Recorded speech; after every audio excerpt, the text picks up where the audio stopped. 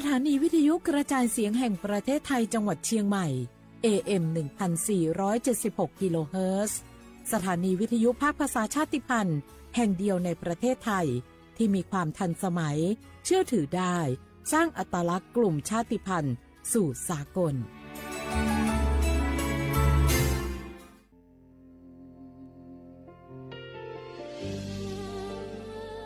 พระเสด็จสู่แดนสวงไทยทั้งปวงน้อมสำนึกในพระมหากรุณาธิคุณตราบนิรันดร์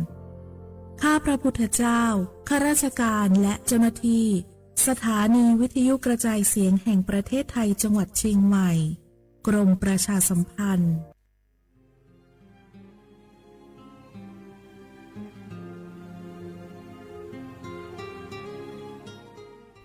This is a moment of profound grief for the Kingdom of Thailand. We, the collective voices of Radio Thailand Chiang Mai, join the Thai nation in mourning the passing of our beloved Queen Martha, Her Majesty Queen Sirikit. Her life was a testament to the unwavering service, grace, and deep love for the Thai people. Our humble condolences and thoughts are with His Majesty the King, the royal family, and all the Thai people during this deeply sorrowful time. We will remember her forever.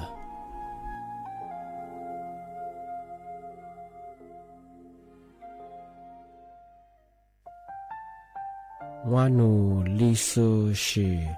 Tami kunewa jama amusa Nima aku tili sango Wanu watsuma aku Pfama Ku watu wama tili shikwali pudu Tami kunewa jama Wanu lisu shi za khwazapu Ama he Taho lila tili Nima jaja Nima tili sajangoรากฐานสังคมไทยตั้งแต่อดีตจนถึงปัจจุบันเคารพเทิดทูนสถาบันพระมหากษัตริย์เป็นศูนย์รวมจิตใจที่เหนียวแน่นของคนไทยในเวลาที่เกิดวิกฤตทางการเมืองพระบารมีของพระเจ้าอยู่หัวก็ทำให้เกิดความสงบและช่วงที่เกิดวิกฤตเศรษฐกิจปรัชญาเศรษฐกิจพอเพียงของพระเจ้าอยู่หัวรัชกาลที่ 9 พระราชทานให้กับคนไทยก็ทำให้ผู้ที่น้อมนำมาปฏิบัติมีภูมิคุ้มกันและไม่เกิดความเสียหายพระปฐมบรมราชโองการของพระเจ้าอยู่หัวรัชกาลที่ 10เราจะสืบสานรักษาและต่อยอดและครองแผ่นดินโดยธรรมเพื่อประโยชน์สุขแห่งอาณาราษฎรตลอดไปพระมหากษัตริย์ไทยทุกพระองค์ทรงห่วงใยราชเสมอสถาบันพระมหากษัตริย์ไทยศูนย์รวมใจไทยทั้งชาติ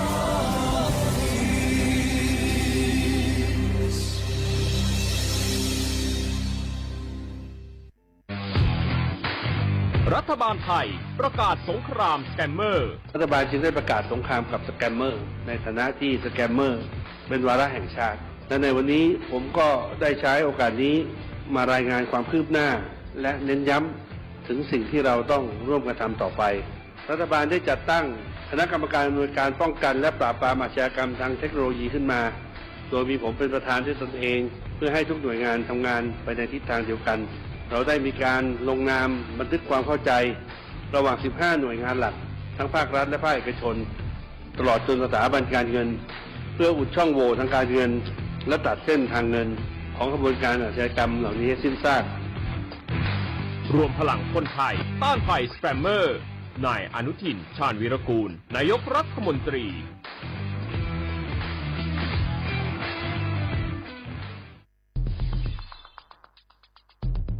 แค่3 ปีความเสียหายจากอาชญากรรมไซเบอร์ของคนไทยพุ่งทะลุถึง 94,000 ล้านบาทหรือเฉลี่ยปีละ 30,000 ล้านบาททุก1 ชั่วโมงเราเสียเงินกว่า 3.4 ล้านบาทให้กับมิจฉาชีพออนไลน์โจรไม่เห็นใจคนอาชีพไหนอายุเท่าไหร่สถานะทางการเงินแบบใดหมอพ่อค้านักธุรกิจนักเรียนแม่บ้านข้าราชการเกษียณทุกคนตกเป็นเหยื่อได้เสมอและวันหนึ่งอาจเป็นคุณหรือคนที่คุณรักเพราะจุดอ่อนร่วมของเหยื่อคือความเร่งรีบขาดสติหรือแม้แต่บางครั้งก็เกิดความโลภจนเกินไป อย่าปล่อยให้การกดคลิกเดียวลิงก์เดียวทำให้โจรยิ้มกว้างวันนี้ถึงเวลาแล้วที่คนไทยทุกคนจะต้องร่วมมือกันสร้างภูมิคุ้มกันอาชญากรรมไซเบอร์ช่วยกันหยุดก่อนที่ภัยไซเบอร์จะทำให้คนที่คุณรักและตัวคุณเองกลายเป็นเหยื่อ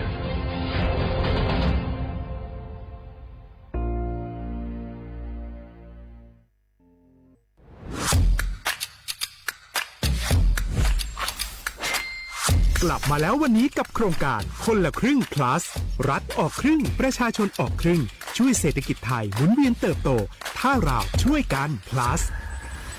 ต่อยอดให้เศรษฐกิจไทยเติบโตอย่างยั่งยืนด้วย5 plus plus ที่1เพิ่มช่วงอายุผู้เข้าร่วมโครงการจาก18ปีเป็น16ปี plus ที่2เพิ่มวงเงินใช้จ่ายจาก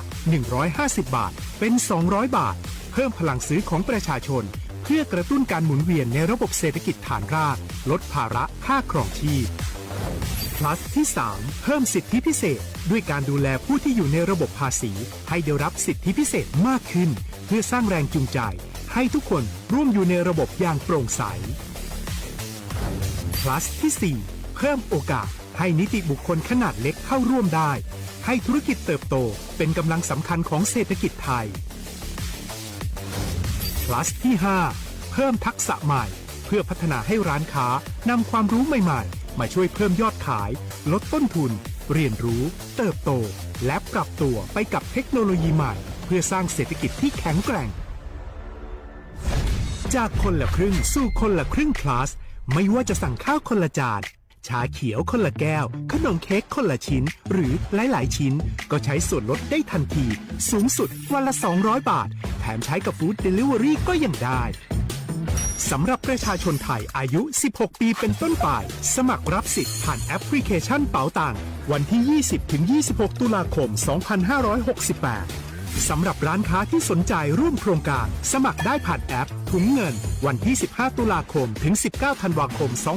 2568 แล้วเตรียมพร้อมรับลูกค้าจากทั่วประเทศเพราะนี่คือโครงการที่คนไทยทุกคนช่วยกัน plus เพื่อให้เศรษฐกิจไทยโตไปพร้อมกันโครงการคนละครึ่ง plus ดำเนินการภายใต้เป้าหมายที่ชัดเจนของรัฐบาลในความต้องการกระตุ้นเศรษฐกิจลดภาระค่าครองชีพให้ประชาชนและยกระดับศักยภาพผู้ประกอบการไทยให้พร้อมในยุคดิจิทัลโดยยังคงยึดหลักความโปร่งใสตรวจสอบได้และป้องกันการใช้สิทธิที่ผิดวัตถุประสงค์คนละครึ่ง plus เพิ่มพลังเศรษฐกิจไทยพร้อมโตไปด้วยกัน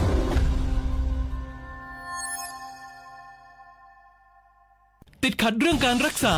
ไม่รู้จะใช้สิทธิบัตรทองยังไงไปที่ไหนได้บ้างต้องการร้องเรียนร้องทุกข์มีคำถามมากมายเกี่ยวกับการใช้สิทธิบัตรทองสอบถามได้ที่สายด่วนสปสช1330โทรฟรี24ชั่วโมงตอบทุกคำถามให้คุณรู้ทุกเรื่องเพื่อไม่พลาดทุกสิทธิการรักษา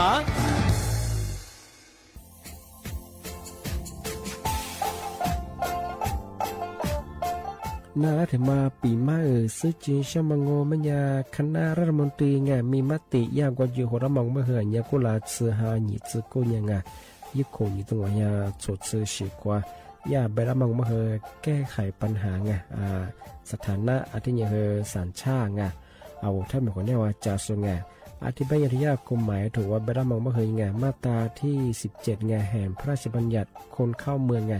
พอสองงมันอยากให้คนอยากให้หนีตัวอยากหนีซึ่งหนีกว่าไงเท่าว่าถ้ามีคนเนี่ยว่าจุลาโซอาทิตย์เนี่ยมันจะจางงเป็นยังไงอาทิตย์เนี่ยว่ามีทะเบียนประวัติเธอถูกต้องอยู่ไงอธิบายว่าสารว่ายื่นขอสถานะไงคนต่างด้าวเข้าเมืองโดยชอบด้วยกฎหมายที่ดียินหน้าบุรุษไงอาทิตย์ทยากฎหมายถือว่าบรรดามันเป็นไงมาตราที่7ทวีไงแห่งพระราชบัญญัติไงสัญชาติยึดขวงงบไปเฮอพศยังไง2508ไงเอาถ้ามีคนได้ว่าเฮอตาสุงโงไม่ยังไงอาทิตย์เฮออาบามันก็จะเฮออามาไงเอาว่าอยู่ในทะเบียนประวัติบุคคลไงอธิบายว่าไม่มีสถานะทางทะเบียนมาจุบเฮอสามารถยื่นขอสัญชาติไทยที่กรุงเทพมหานครไงยื่นที่สำนักบริหารการทะเบียน โครงการปกครองอธิบายเราส่วนต่างจังหวัดจะสุบกว่ายืดต่อในอำเภอตานภูมิลำนาปีขวานนแล้วก็จะบอกว่าอำเภอยี่ที่ยืดช่องยืดเวลางูมันยาว่าเวลาใช้กันยาขนาดถี่เนี่ยควานยีนวันยาสิงอธิบายนี่มีกับพวกควานยีคือน่าเหียโชฮา你自姑娘嘅一個你都話下坐次過過時候ที่ยืดช่องทำไมปีมาซื้อจุดเช้าว่า小话啦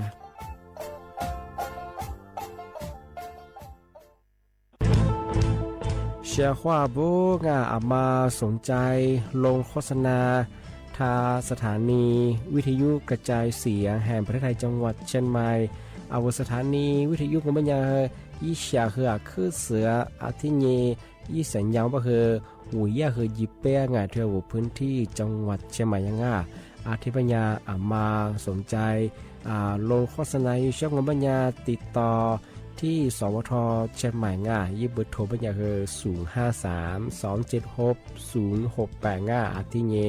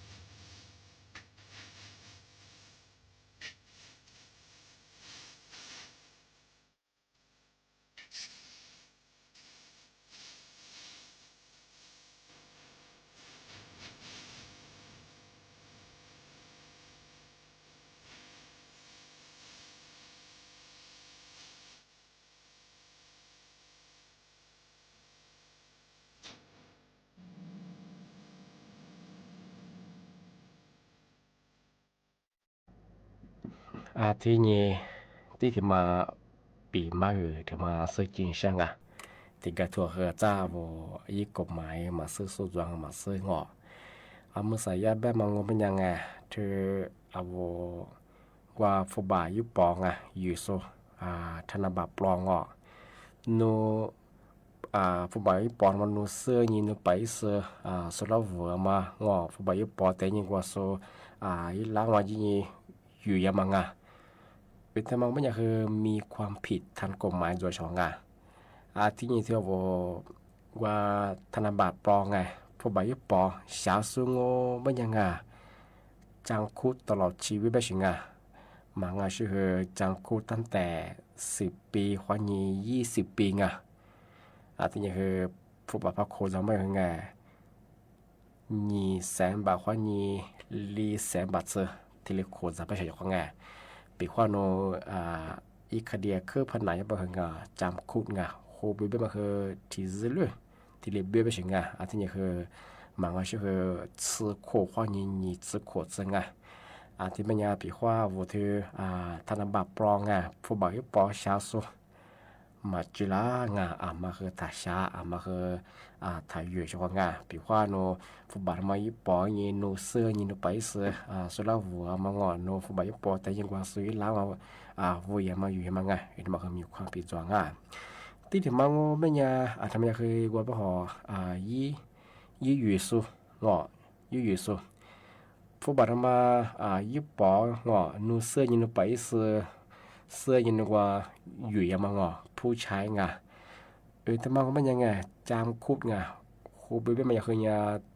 ที่โคขวานีซึ่งหัวโคตรที่เบี้ยบรงที่นี่ปรัดตั้งแต่นีมือบางขวานี300,000 บาทที่เรียกโคจะไม่ใช่ของที่แบงก์ก็ไม่ยังใช่ของที่ว่าฟุบายุปออยู่สูงทำไมฟุบายุปองนูเสื้อยินูจมใจนูไปเสื้อยินูสุราหัวสามนึกว่าร้านยังความวุ่นวายทำไมยังคือผิดกฎหมายคือยังที่นี่ถ้าชงแบบกูยังว่ายี่ชาสุฟุบายุปอชาสุมันยังอีโท่ก็พันไหนมันยังคือคูบิแบบคือที่ዝเรื่องตลอดชีวิตเบื่อถึงมันก็คือซื้อโคขวานี่ซื้อโคซึ่งที่ไปยังคือมาคือถ่ายเย่ช่องบุสุดแพ้มาซื้อสุดก็คือแต่ปีมั่งใจยาคือมาซื้อไปคือฟุบามายุบปออย่างคือตั้งใจแต่ยังว่าอีหลังยี่วัวจะซื้อวัวมังพันยามันเป็นยังคือมาจุฬาช่องมาคือแต่จำมันมาคือฟุบายุบปออยู่สู้ยี่ชาวสู้บ้างผิดกฎหมายที่เรียกที่บ้านยาวปีว่าโนซื้อเรื่องมันยังโนสุดแพ้ตรงโนนิสัยนิมากัวจีเวปังว่าเชื่อเขาที่เด็ดแต่ปีมากธนบัตรปลอมเนี่ยคือว่าเสื้อเนี่ยที่อยู่ยาวบ้างผิดกฎหมายยังที่นี่ที่มาจ่อเหตุที่มาคือแต่จามุงช่วงเมื่อสั่งว่ามันคือกลุ่มมิชาชีพลาโชมาคาโซลาโชก็จะสวยแบบว่าที่ติดวงมันคือเมื่อใส่ยากกว่าใช้รูปแบบมุดใหม่ที่อยู่อย่างนี้เวลาที่คือหลาไปสิก็ลำมองมันเยอะวุฒิมองมันงอนหนุนไปหาเจ้าหน้าที่หน่วยงานรัฐบาลเป็นยังไงแล้วว่าข้อมูลบัตรประชาชนด้วยความติดตัวละที่นี่กว่ายี่เล่บัตรประจำตัว13 บาทตัวบ้างมาคือญี่ปุ่นเดือนี่คือสุฟลาไปสิหน่วยบัตรคือเดือนี่สุฟลาที่มาคือที่เดือมาคือยากคือแล้วว่าไปหอากาฟัวดูที่นี่มีชีดูบะหมี่ที่ชื่อขวดเสื้อดูที่อาหารแห้งที่ชื่อที่แจกไปสิมันยังยากที่ได้ข้อมูลมาความมันยังคือที่ยากกว่าภาษาคับกรองข้อมูลเรื่องภาษาทะเบียนเรื่องรัฐบาลโครงการดิจิทัลกับมันง่อยมันยากที่ได้ข้อมูลที่สันหลุยจ้าบรุง ทีเดียเบเกอร์ยังงออีข้ออ้างมาแต่ละเนี่ยเอาละทีเดียสแกนใบหน้ายังมาคือโจงอเอาไว้บาร์เอาไว้บาร์ว่าเดือนนี้ละสุฟลางอเล่บัตรประจำตัวไว้เล่13 บาทจนมาคือเดือนนี้สุฟลาไปเฉยไงอาจจะเป็นยากขึ้นแน่กว่าไปหาอากาฟอร์ปากกาปอรงอมาดูงอขวาเซอร์ทีเดียเกือไปเฉยไงเห็นมายามาสากลุ่มมิชาชีพมันคือทีเดียยิ่งยังคือเวลาทีเดียคือหลังที่บ้านผมไม่ยากปีกว่ายึดข้อมูลมาเตงโง่ไม่ยังบอกว่าสแกนหน้ายูงที่ยังว่าบัตรประจำตัวเตียวที่ยังว่ายิ่งเล่บาท13 บาทมาเคยพัดเตียมไม่เคยที่ผมมาเคยยากว่าไปหอบัญชีม้างอบัญชีม้าบ่เคยยังก็เราเคยปีเมาไงว่าธนาคารบัญชียึดเปลือกช่วงไงคือมาซื้องอยากว่ายิ่งมีแต่เนี่ยยึดข้อมูลเตียวยากธนาคารบัญชีเปลือกช่วงไงยากเปิดงบัญชีเธอบัญชีวิมีความยังไงว่าวิมีความยังชาละมาบัญชีมันยากแต่หัวเตงกว่าคือเลยเยี่ยมงผิดกฎหมายยากต้องอยู่เฉยไงบางก็ใช้ยากแต่ความว่าสู้ก็เลยยุ่งสุดแต่ความ複雜เฉยไงที่บัญชีธนาคารมังที่วิมีความชาละมังที่แบบมันยังที่งอโคสึกโคแบบงอปีข้อหินสักโคแบบคือสู้ก็เลยยุ่งสุดว่ายากตัดหนุนรัฐบาลส่วนยามมันเลยเป็นยังงอสุดพิจารตัวสวยแบบคือบัญชีมาแบบคือสุดท้ายไปบัญชีมันนู้มีบักเลยเห็นแน่ก็ถือว่าโชว์ลาเชียงไงแน่ก็ถือว่าควาลาเชียงไงนู้มาเสื้อช่วงไงหัวมีมาหัวท้อมปืนจุลเบกช่วงไงอาจจะควายิงคือติดกันแต่ควาคือผมมาซึ่งส่วนวิข้อมูลเตยยังวิข้อมูลยังว่าบัญชีปืนยังมาคือตัวเชียงไงที่ไม่ใช่คือมาคือจามโม่แบบมาแบบนึงมันสองมันยังคือกลุ่มวิชาชีไงวันหนุ่ยรัฐบาลหลักโชว์เบงยิงมาสัญญาที่สำรวจรัฐบาลผู้บัตรที่มันกำมาที่สำรวจจ่ายข้อมูลที่ควายจะเป็นยังไงว่าเลยข้อมูลเดียวว่าที่คิดว่าสิ่งที่แบงของมันยังเฉพาะงานปีข้าว่าที่เชื่อพัฒน์จงเป็นยังคือมาคือยิ่งมาดูกันตาวิข้อมูลว่าสแกนมันน่าสวยเยี่ยมมาที่ยิ่งสวยว่าว่ายี่เล่บัตรประจำตัว13 หลักมาคือเดียวมาคือถักเกลือที่อยู่คือถักเกลือช่วงไงยากว่าเพราะรัฐบาลเบงยิงว่าเราที่เบเกอร์ยิงว่าอาหารยิงว่าที่ปกครองชุดละมายึดข้อมูลข้อเดียวมาคือไงมาคือจามโม่ช่วงไงมันสามารถสุดที่รัฐบาลนโยบายที่เชื่อมโยงที่ว่าคือมาที่เด็กกิจแบบเช่นปีข้าวซื้อเรื่องบรรยางจุดแพ้ตรงว่าเชื่อว่าฮิปปัตเทียสุดท้ายที่ปีมากมาสามารถกลุ่มมิชาชีพเขาที่ชื่อเบเกอร์ยิงข้อมูลที่ควาล้างมาที่ดิกิจไม่ใช่ของมาคือจำมองที่แบงก์มันยังมันสักนั่นแหละคือมุกว่าตัวควากันนั่งอะไรมุกว่านักเนี่ยปกว่าตัวควาชุดของว่าเชื่อว่าถ้าวิทยุนาสูที่ทางไลฟ์สวัสดีสุดแล้วคือข้อความสวัสดีครั้งแล้วก็จะยินนาจะเป็นไงคือคอมเมนต์ที่ฟลาชงมากกว่านั้นด้วยเชื่อของ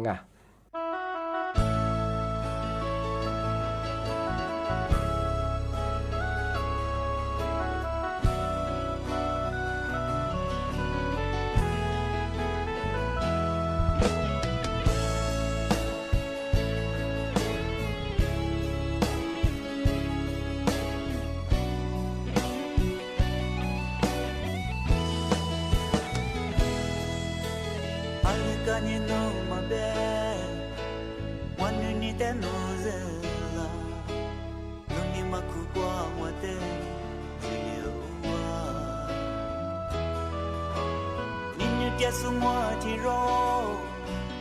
Ramami do mami Ale besu nunte fuke balase Inalo besu nisho Wanu ni tenu selo Domi ni temo chichi Nulio wa Nini dia semua tiro Tiro aleve aleve sente mille dinase mille ke mada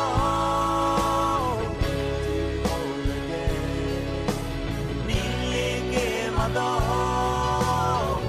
tiro aleve mille ke mada nunani na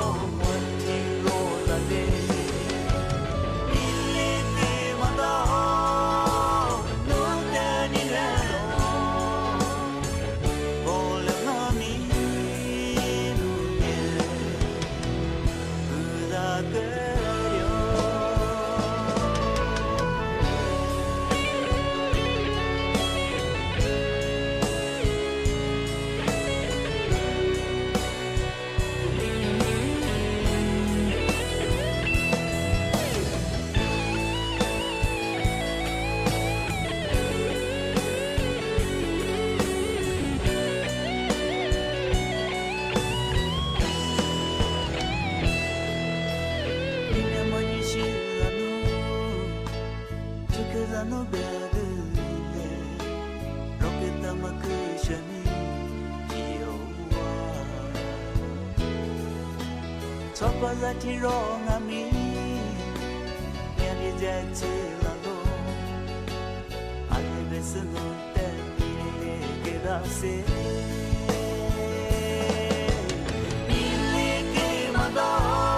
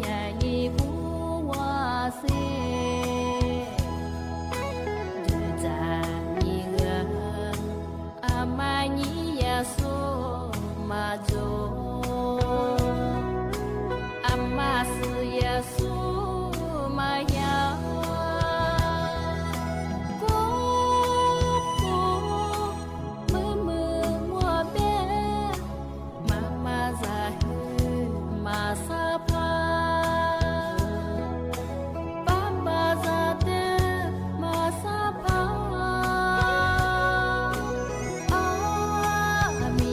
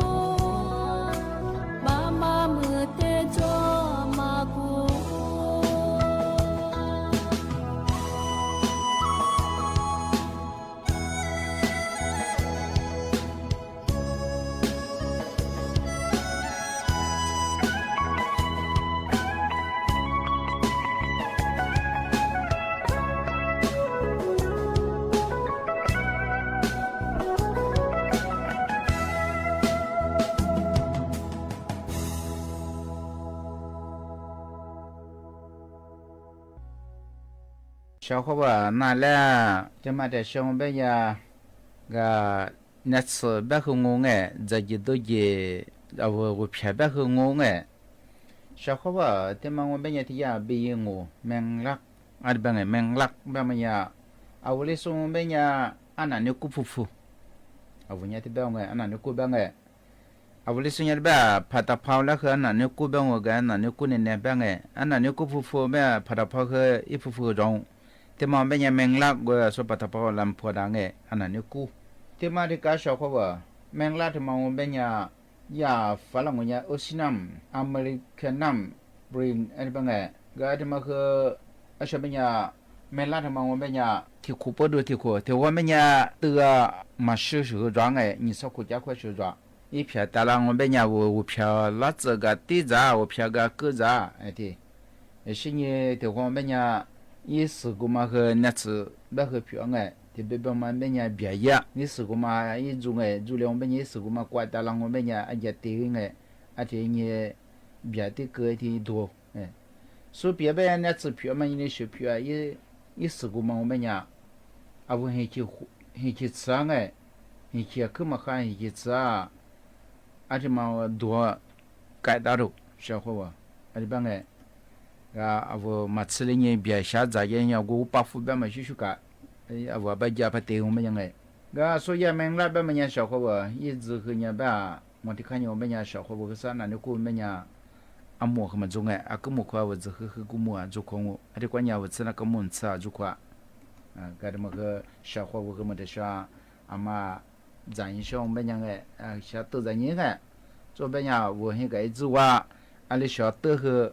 wa zang wo to zan na de ma khu ngai小伙伴，俺他妈的是我们讲我拿来佩服的，俺是个他们个看哎，是佩服别么个佩服，俺是都把有都别和我。小伙伴他们也得干哎，俺们啥说洗衣服了嘛，是看衣服了嘛，呀，最少怕住宿那维站哎帮哎，呀算是得了站维毛瑞哎帮啊，而且嘛说洗衣服了别些呀，啊我啦出别么呀，没来拿他妈注意嘛，是我们呀。我便宜吃个试米面子，哎，帮哎，而且边呀，我便宜试的嘛，看我边呀的呀，一那次哎，也拍丁，哎，他妈做的，也拍丁的边么呀，小伙伴，这个，啊，那天我们也说是老粗呀，罗伯利这个拍空，哎，他妈或者那次票俺边人哎，俺就算用我们呀，他妈来里专门个，我便宜吃了包试了包，啊，面子试哎，抓实的啊。啊，所以呀，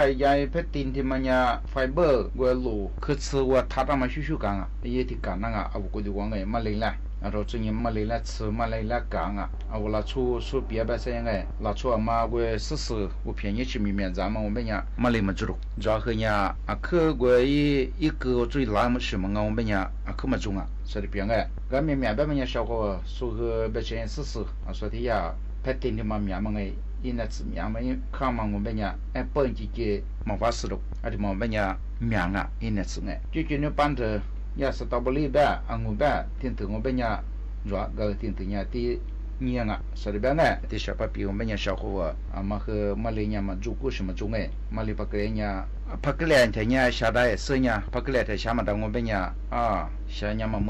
嘛收边呀，么在个边呀下嘛到。我伢身体这软哎，还听我们伢不，没来听嘛伢，你嘛想哎，你嘛想我们伢试试面面子，我便宜吃哎。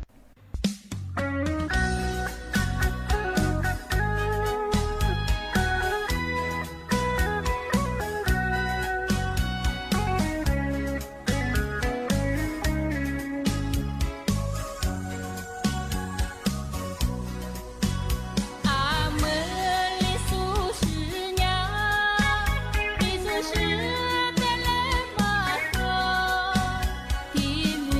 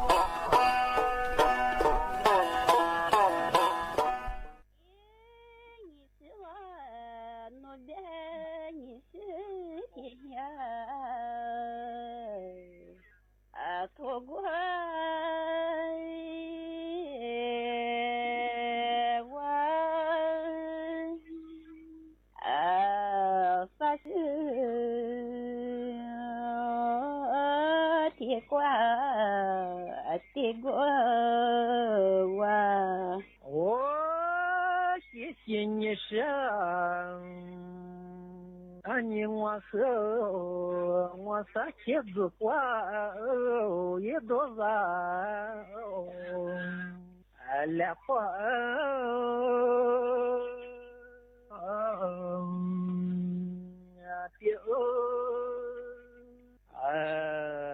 发光也难忘来觉的。嘿，你是我我的三千子块多人，来块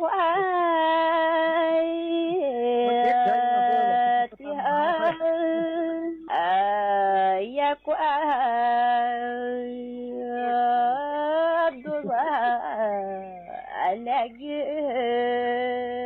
的。哦，谢谢你呢，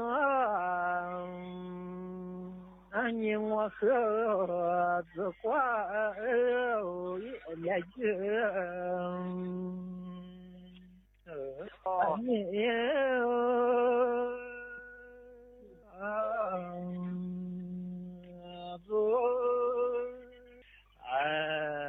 是花来云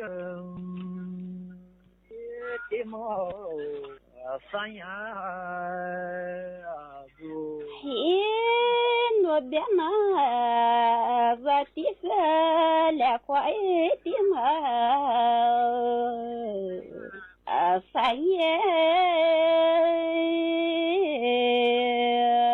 子来个的毛三爷子。哦，谢谢你呢，你和三年我的多，也别走，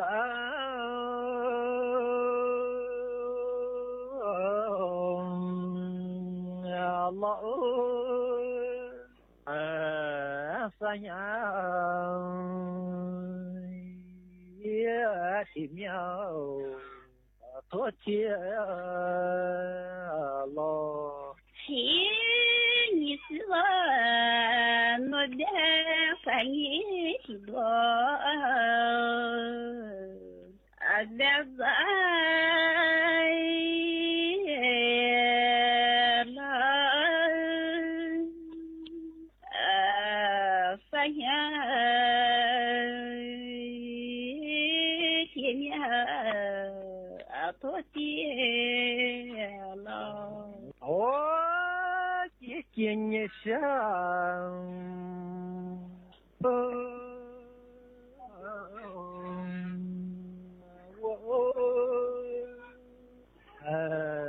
多谢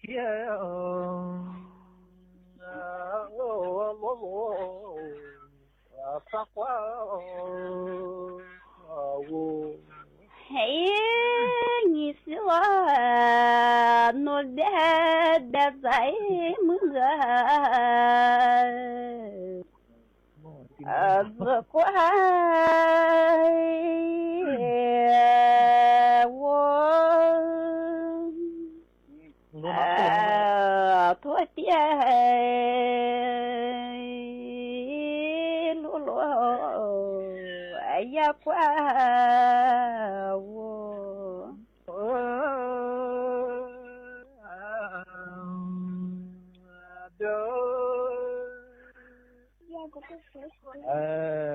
也讲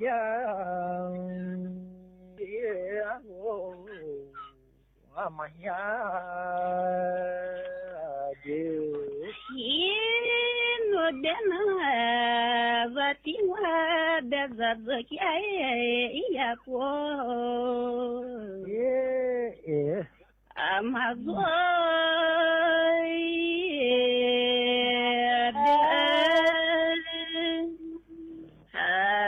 也讲阿罗阿妈呀的。姐年呢，我妈你的自家也红，阿里啦，阿里。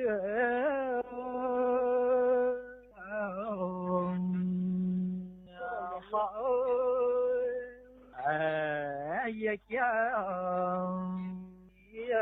路你我，我的那你和这些不和，还了。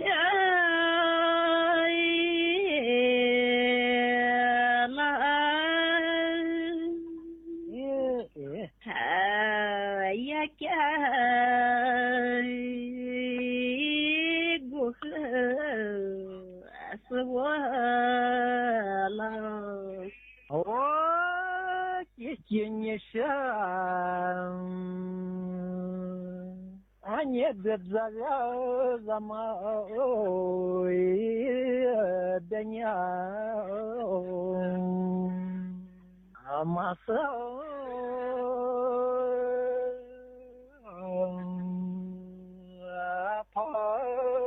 ต่อการให้ที่ไม่มีวันสิ้นสุดแสนอาลัยสมเด็จพระพันปีหลวงไทยทั้งปวงหมองหม่นก่นร่ำให้พระผู้เสด็จสู่ฟ้าสวรรคาลัย